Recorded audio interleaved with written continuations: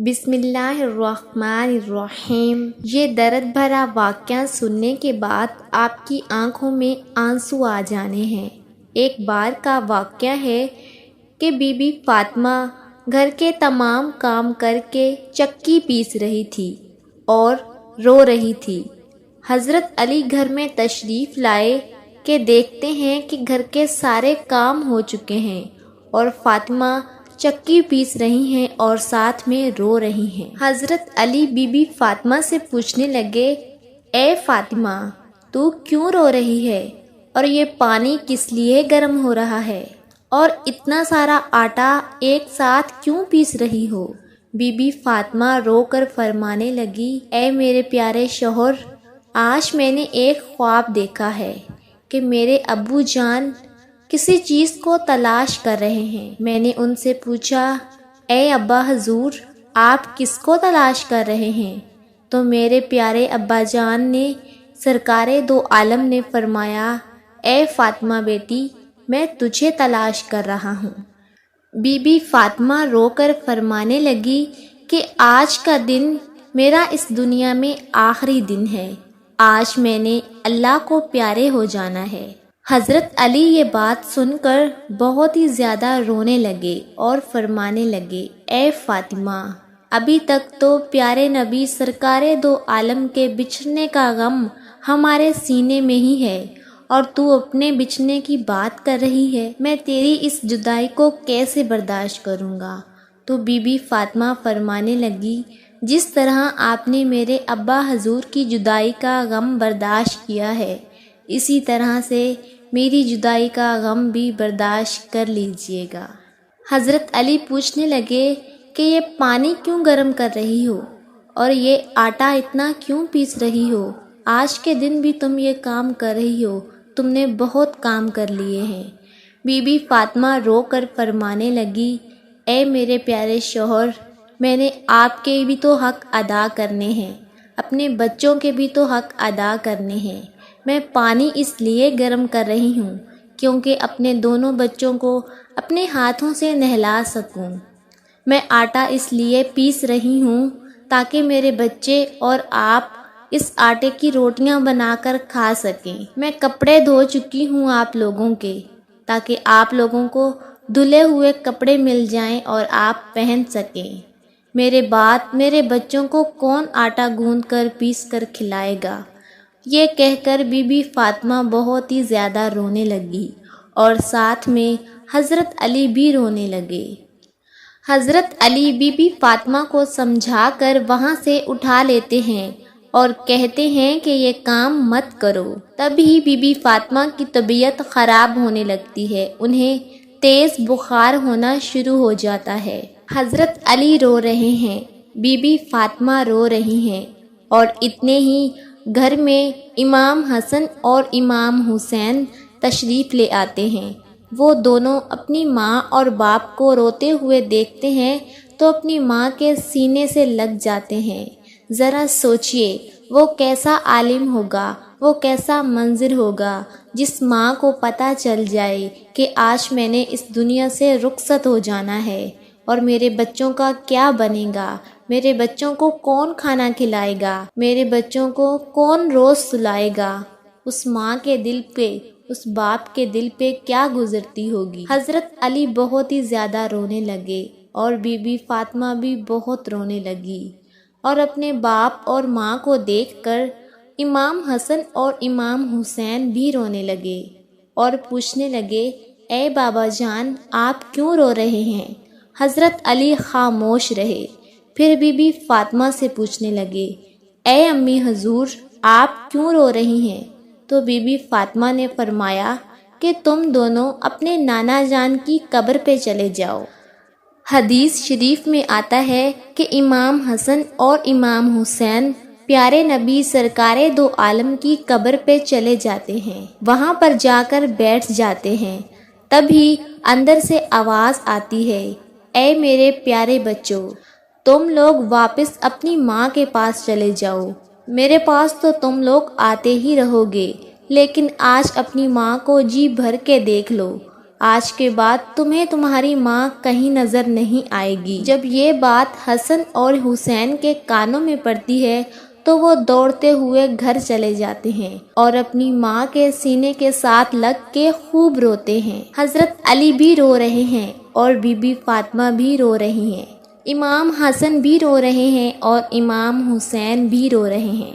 اتنے میں ہی be be Fatima کی طبیعت اور بھی زیادہ خراب ہونے لگتی ہے۔ وہ حضرت علی کو اپنے پاس بٹھا کر ان سے 3 باتیں کہتی ہے۔ پہلی بات تو یہ کہتی ہے کہ میں نے آپ کے ساتھ کوئی بھی کوتاہی کی ہو، آپ کی خدمت میں کوئی بھی کوتاہی کی ہو، آپ کی نافرمانی کی ہو، آپ کا کوئی حکم نہ مانا ہو تو مجھے معاف کر دیجیے گا۔ حضرت علی رو کر کہتے ہیں، اے فاطمہ، تو نبی کی بیٹی ہے، تو نے اپنا حق پوری طرح سے ادا کیا ہے، میں تجھ پر ہمیشہ خوش ہوں، مجھے تجھ سے کوئی گلہ نہیں ہے۔ بی بی فاطمہ دوسری بات کہتی ہیں، اے میرے پیارے شوہر، جب میں اس دنیا سے وفات پا جاؤں، آپ نے دوسری شادی کرنی ہو تو کر لیجئے گا، میرے بعد میرے بچوں کو میرے جتنا پیار بھی دیجیے گا، ان کو ماں کی کمی محسوس نہ ہونے دیجیے گا۔ اور بی بی فاطمہ کی تیسری بات آپ کو بھی حیران کر دے گی۔ بی بی فاطمہ تیسری بات یہ کہتی ہیں کہ جب میں اس دنیا سے وفات پا جاؤں تو آپ میرے جنازے میں کسی کو بھی نہ بلائیے گا۔ یہ بات سن کر حضرت علی حیران ہو جاتے ہیں اور کہتے ہیں، اے فاطمہ، تو نبی کی بیٹی ہے، میں تیرے جنازے میں کسی کو کیوں نہ بلاؤں؟ تو بی بی فاطمہ فرماتی ہیں کہ میں نے آج تک اپنے آپ کو پردے میں رکھا ہے، مجھ پر کسی غیر مرد کی نظر نہیں پڑی، میں چاہتی ہوں کہ میرے مرنے کے بعد بھی مجھ پر کسی غیر مرد کی نظر نہ پڑے۔ جب شام ہو جائے، اندھیرا ہو جائے، آپ مجھے تب دفن کر دیجیے گا۔ یہ باتیں سن کر حضرت علی بہت رو رہے ہیں، بی بی فاطمہ رو رہی ہیں، امام حسن رو رہے ہیں اور امام حسین رو رہے ہیں۔ سوچئے ذرا وہ کیسا منظر ہوگا جب ماں رخصت ہو رہی ہے ہمیشہ کے لیے اس دنیا سے اور اس کے بچے اس کے پاس بیٹھ کر رو رہے ہیں۔ یہ الفاظ کہہ کر بی بی فاطمہ ایک بات اور کہتی ہے کہ میں نے آج روزہ رکھا تھا، میرے ابو جان نے میرے خواب میں آ کر مجھے یہ کہا ہے، اے فاطمہ، تو سحری کر علی کے دسترخوان میں اور افطاری کرنا میرے ساتھ، اپنے پیارے ابو جان کے ساتھ۔ یہ باتیں کہہ کر بی بی فاطمہ اللہ کو پیاری ہو جاتی ہیں۔ بی بی فاطمہ کو کفن پہنایا جاتا ہے، ان کا جنازہ اٹھایا جاتا ہے۔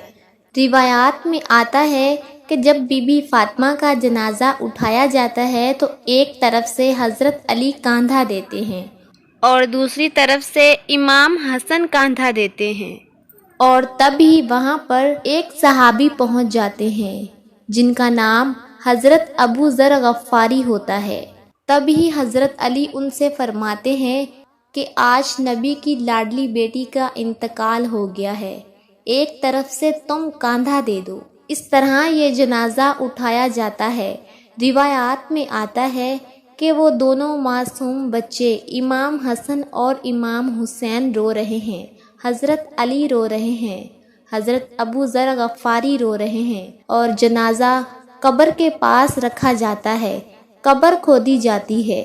حضرت علی اس قبر کو دیکھتے ہیں جس قبر میں بی بی فاطمہ کو رکھنا ہوتا ہے۔ حضرت علی بہت ہی زیادہ روتے ہیں، ان کی داڑھی بھیگ جاتی ہے، ان کے کپڑے بھیگ جاتے ہیں۔ حضرت علی کبھی بی بی فاطمہ کو دیکھتے ہیں اور کبھی اپنے بچوں کو دیکھتے ہیں۔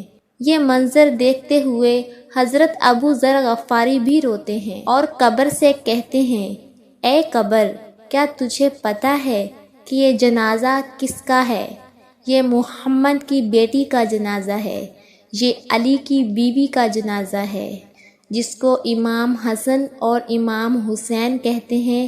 یہ ان کی ماں کا جنازہ ہے۔ تبھی قبر سے آواز آتی ہے کہ میں رشتہ دار نہیں دیکھتی، میں اعمال دیکھتی ہوں۔ یہ قبر کی آواز جو آئی تھی وہ بی بی فاطمہ کے لیے نہیں تھی، کیونکہ بی بی فاطمہ تو بخشی بخشائی تھی اور وہ جنت کی عورتوں کی سردار تھی۔ بی بی فاطمہ ہر گناہ سے پاک تھی۔ یہ آواز تو ہم جیسے لوگوں کے لیے تھی جو گناہ گار ہیں۔ بی بی فاطمہ کو قبر میں دفنایا گیا اور حضرت علی اپنے دونوں بچوں کو سینے سے لگا کر وہاں قبر کے پاس بیٹھے کافی دیر تک روتے رہے۔ دونوں پیارے بچے بھی کافی دیر تک روتے رہے۔ وہ اپنی ماں کو یاد کرتے رہے۔ وہ ہمارے پیارے نبی کا گھرانہ تھا، وہ تو بخشے ہوئے لوگ تھے، جنتی لوگ تھے، جنت کے لوگوں کے سردار تھے۔ نافرمان لوگ تو ہم ہیں جن سے قبر ہزار سوال کرے گی کہ کون سے اعمال لے کر آئے ہو میرے پاس۔ اللہ تبارک و تعالی ہم سب کو نیک اعمال کرنے کی توفیق عطا کرے۔